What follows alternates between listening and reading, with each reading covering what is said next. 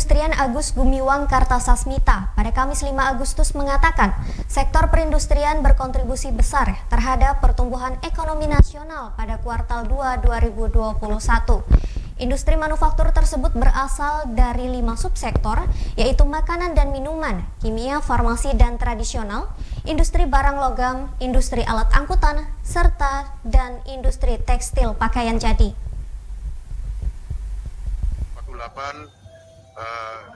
Sektor industri memegang peranan penting dalam bertumbuhnya ekonomi Indonesia pada kuartal 2 tahun 2021. Dalam konferensi pers secara daring di Jakarta pada Kamis 5 Agustus, Menteri Perindustrian Agus Gumiwang Kartasasmita menyatakan industri manufaktur menyumbang 1,35% dari 7,07% pertumbuhan ekonomi nasional.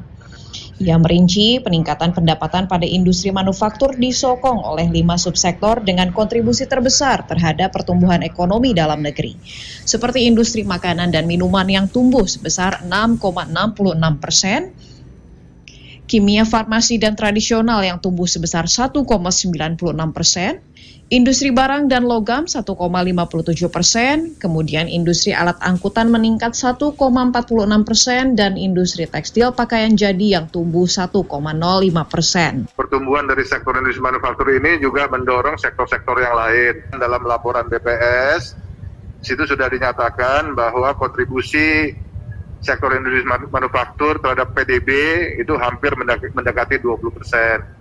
Nah, inilah yang terus-menerus yang akan dijaga oleh pemerintah agar sektor industri manufaktur itu bisa terus tumbuh.